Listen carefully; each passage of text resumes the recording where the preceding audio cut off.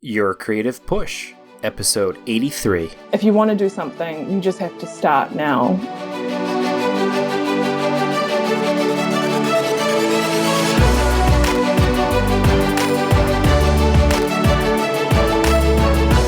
Welcome to Your Creative Push, the podcast that pushes you to pursue your creative passions. I'm your host, Youngman Brown, and today's episode is part 2 of my conversation with Chen of Extraordinary Comics. If you missed yesterday's episode, you can easily find it by scrolling back in your podcast player. That is, if you are subscribed, or you can head to yourcreativepush.com/Li, L-I. We left off yesterday by talking about Patreon. We were talking about all the benefits that it offers to artists and creative types and what it did for Li and her career. So I will get right back into the interview. Enjoy. But Patreon is awesome. Like, the staff there are awesome. Like, just the platform is really easy and, intuitive to use. I feel like it is really cool, and it just shows that sort of, I guess, that new sort of thinking where, I think it's a hard thing to explain to my parents because they see it as sort of like internet sort of busking. Sure. Yeah, but I like how there's like a new thing, sort of new way of thinking now, where if you make stuff and you put it on the internet, people who like it will just say, hey, I just like you doing the thing you do, so here's a bit of money to help support you. I think that's really, really cool. Yeah, it doesn't make sense to my parents either, like that type of thing. Even podcasting, they finally listened to a couple episodes and they're like, oh, but like, what is it though? Like, Is it a radio? Like, I'm like, no, like you can download it whenever. There's that whole thing. But Patreon is like going back to like OG artistic like roots. Yeah. It's patronage for the arts, like that's what artists used to, that's how they made a living, was rich people. I mean, obviously it's a different scenario now, but rich people would pay you to make art for them. And now it's more crowdsourced because of the internet. People who aren't obviously rich, but like can do small little gestures of kind of kindness to you for what you put out for free. It's just a great format, and I love it. Yeah, I think the tools like Kickstarter and Patreon are so amazing because I think I wouldn't be able to do what I do now for a job if it weren't for the internet and for those sort of sites. When you think about it, before the internet, if you say you're an artist and you want to exhibit, you kind of have to wait to find the right people and hustle and network and finally have people say, people in authoritative positions say, we'll exhibit your stuff, or, you're in vogue now, we'll sell your stuff, and you have to wait for all these other people to be on board. Whereas now with the internet, you can just make your stuff, put it online, and if people like it, then great, and if people don't, that's fine too. I think it's a lot more fair, and it's a lot sort of more based on merit as opposed to sort of who or things like that.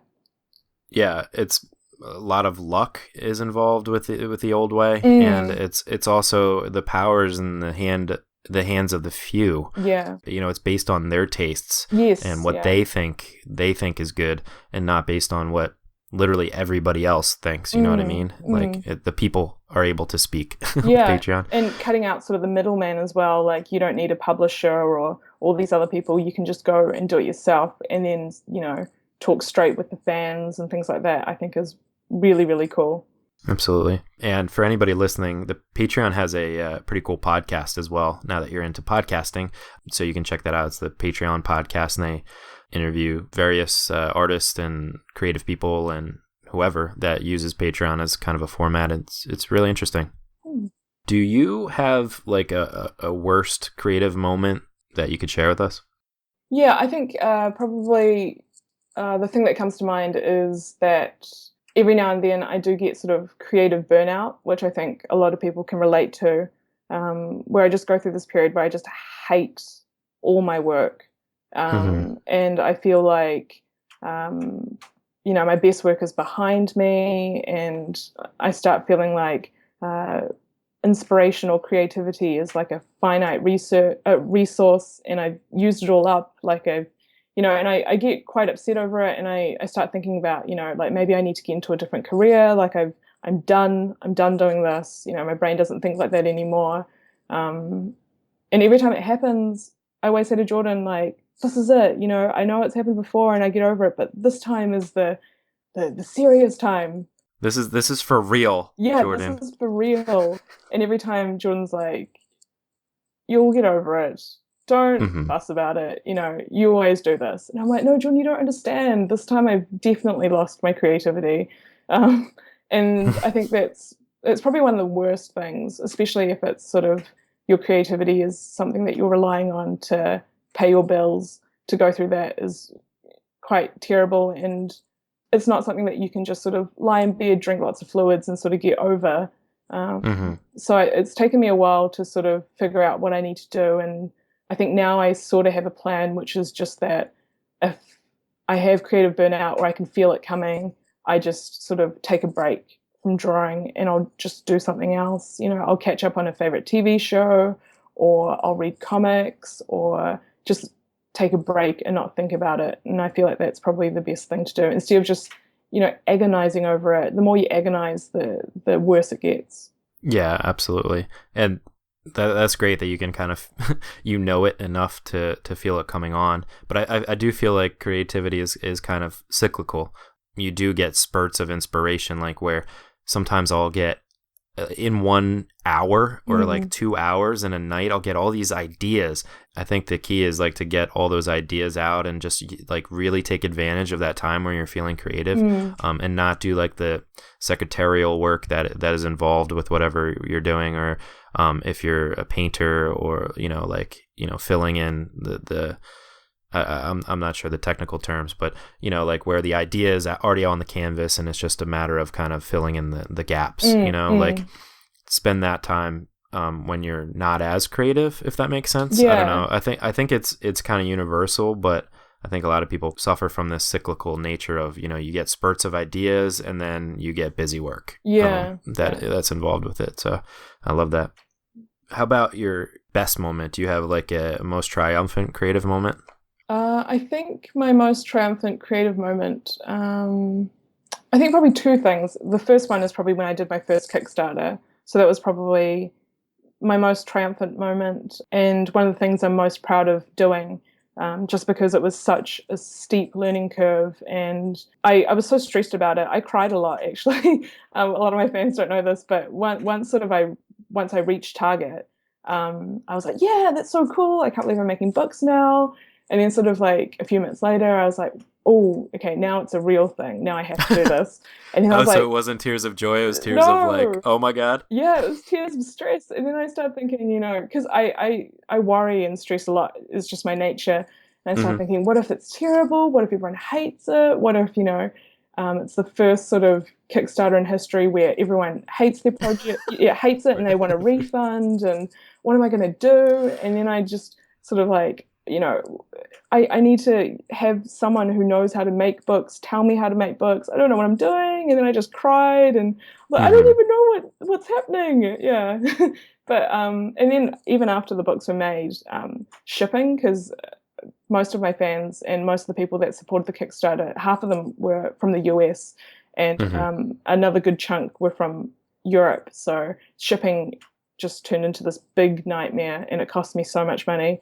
And just trying to figure that out and calling people and saying things like, I don't know anything about shipping, but can you just take these books, take them overseas, take them to these addresses? Like Right.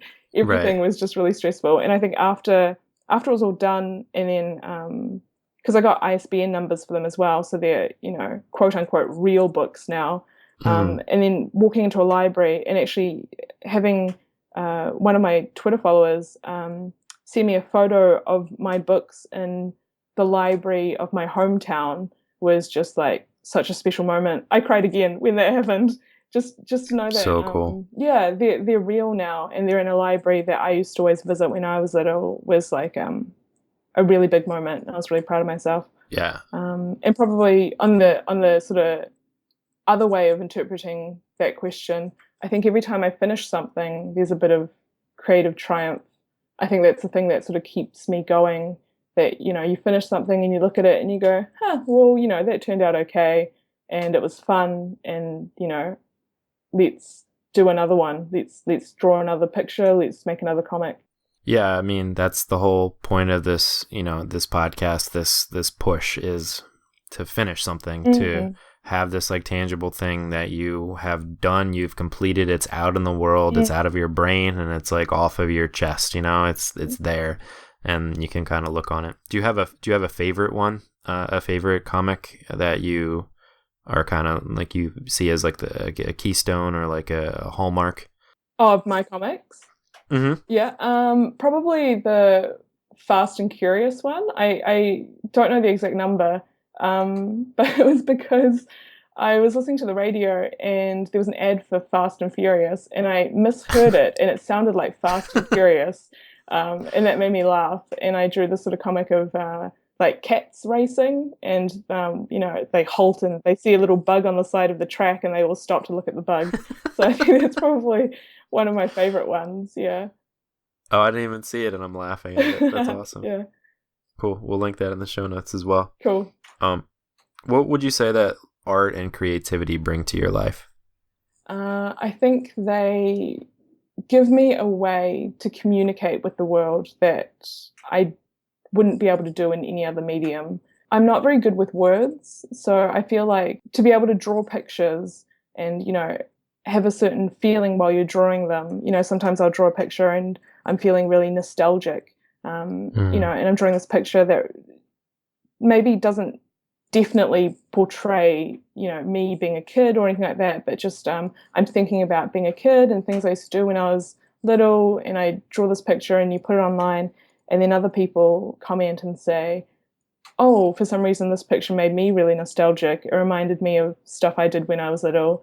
And you just kind of go, oh, that's so cool. I mean, it's so cool that I live in New Zealand and, my fans live all over the world. They lead such different lives, and they have such different cultures, and everyone speaks different languages. But, we can all sort of relate. And I think that brings me a lot of joy. It's like last year I drew a picture of comically getting chased by a goose, and posted that because I thought it was kind of funny. And in the comments, it was just people sharing all these horror stories about geese and what dicks they are. People sharing stories about how they've been bitten and chased and all sorts. So it was like a therapy session for everyone. And just reading through the comments just made me laugh so hard that, no matter where in the world you live, geese are just dicks. Yeah. I went to the college that I and my wife both went to. There were geese, and our campus had few buildings, but it was spread over a very large campus, and the geese always pooped on the pathways. Like there was so much geese crap on the pathways. And the one time we were walking home from the cafeteria back to our dorm rooms, and there was this goose that I guess like we got too close to her nest or whatever. She had little babies or something. She hated us, and she like literally attacked us. Like it wasn't like a warning, like it was she went for us. And I've hated the geese ever since. They suck, man. They're the worst. I can't imagine they taste good either, so it's not like you can like hunt them and eat them, but oh boy. But anyway, what you're saying about, how your fans are all over the world, and that's really cool to be able to connect with them. I think it's really interesting. You were talking about before that you think that you have the best fans in the world, and I think that just kind of resonates with the style of your work, and what the message of your comics are, which is kind of just like this innocent look at life, I think. And I think that's why your fans are so cool.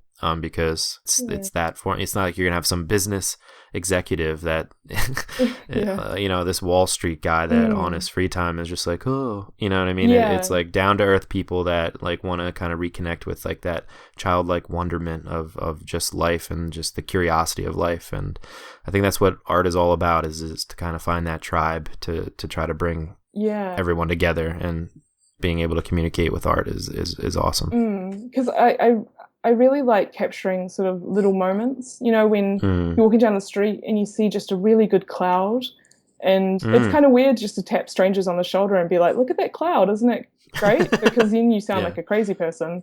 But so it's a lot more socially acceptable to then sort of, put that in your little brain sort of inspiration folder. And then later, when you're drawing, you think about it again and then you try to replicate it. And then you put it online and people will go, oh, that's a really nice cloud. Or, oh, the other day, I can relate, I saw a really nice cloud and it makes people smile. And that makes me really happy. When people leave me messages and say things like, I had a really bad day, this cheered me up a little bit, that always makes me really happy. Because I think, no matter where you are or what country you live in, what language you speak, there are always things that we can always universally relate to. I think the reason I'm so fascinated by that is because, I wasn't born in New Zealand. I was born in Beijing in China, and my parents moved here when I was 3, and then I came here when I was 5. So when I came here, I didn't speak any English, and my parents barely spoke any English. So like watching TV was really hard because everything was in English. But we would always watch Mr. Bean together, and when I was little, I just always thought he's just a funny dude. Like this is hilarious.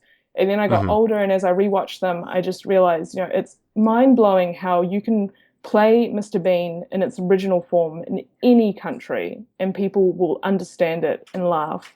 It transcends language, and it's stuff that everyone can relate to. Falling down funny or being impatient when you're waiting in line for things, and I think that's something that really inspires me. Absolutely. Most things are universal. And, I wish that we lived in a world where you could tap somebody on the shoulder and say, hey, look at that cloud. You know what I mean?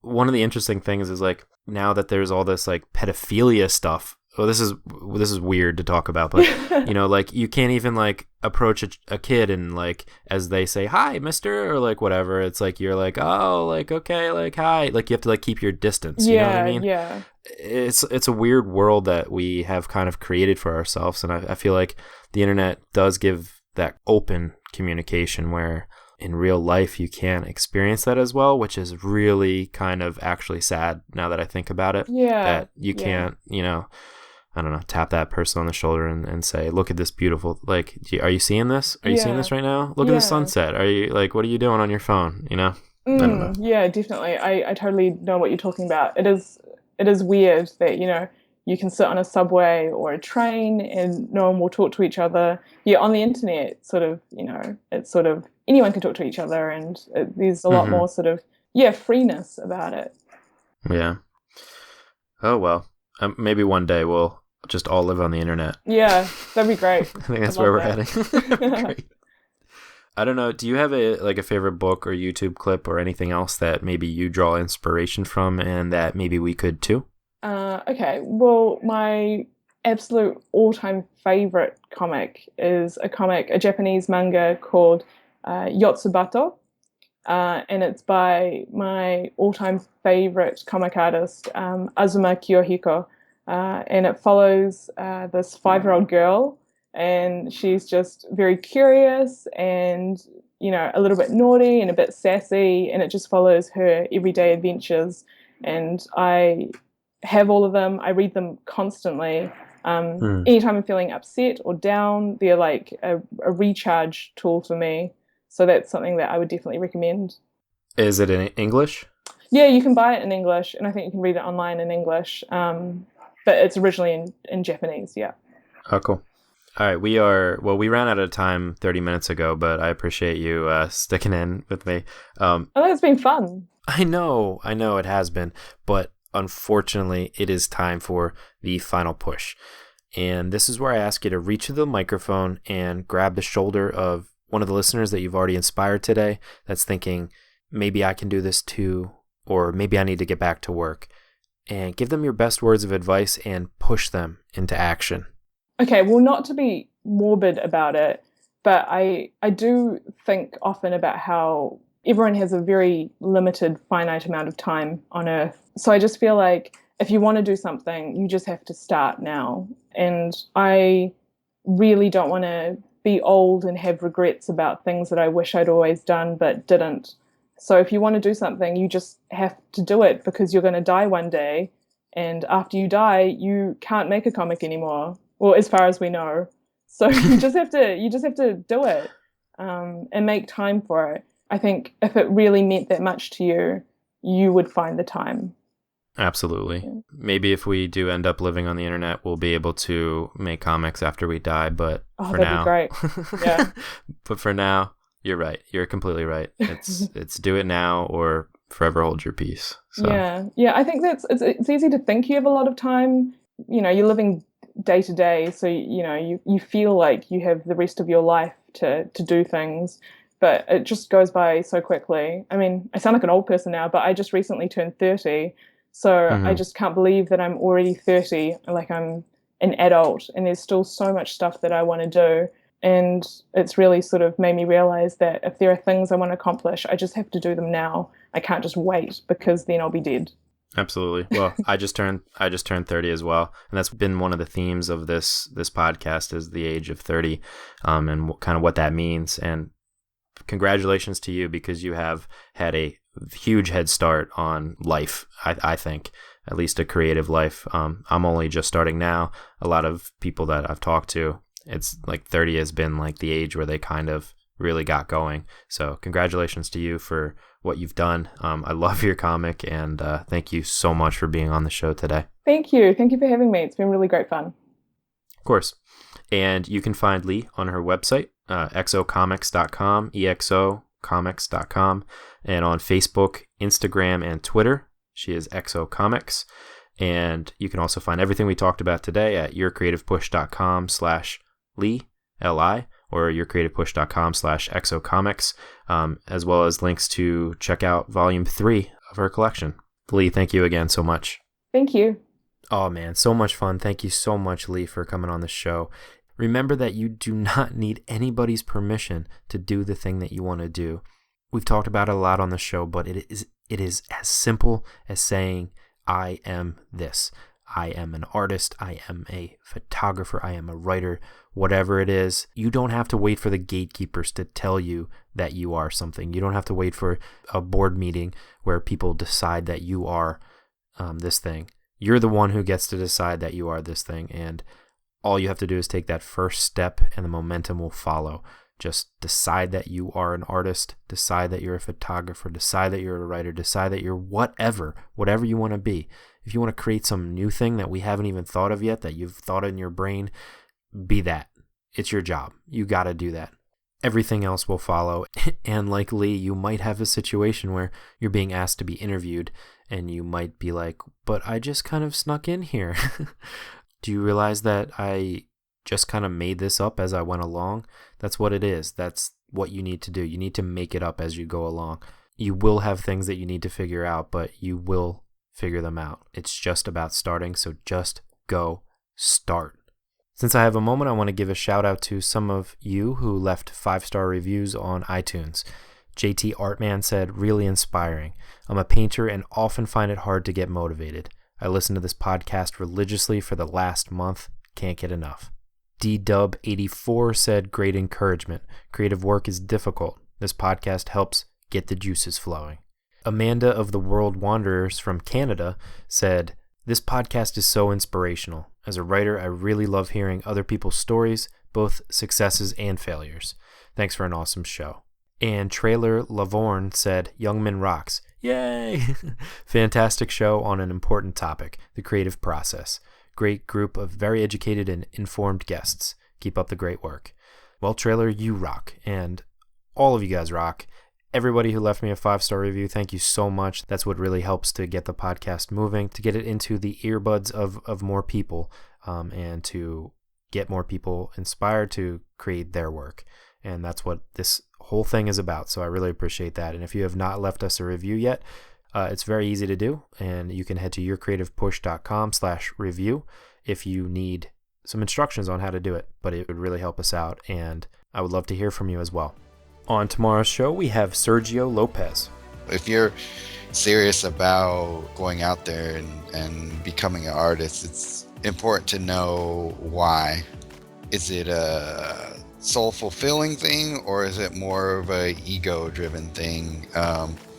And that's just something that I guess is personal to everybody. To me, it's kind of a mixture of both. but I think that's all right. Sergio is a really cool artist and really cool guy. He does plein air painting, with painting outside. So we had a really cool talk about that, and as well as his creative process and just creativity in general. And it will really fire you up to get your work done if you need the push. But hopefully today you were inspired to go in and get your work done. So go and get it done. That's what it's all about. Thank you so much for listening. Go and get that work done. Turn the Wi-Fi off if you need to. And of course, be careful of those geese. They suck. I love you guys. Have a great day, and we will catch you tomorrow.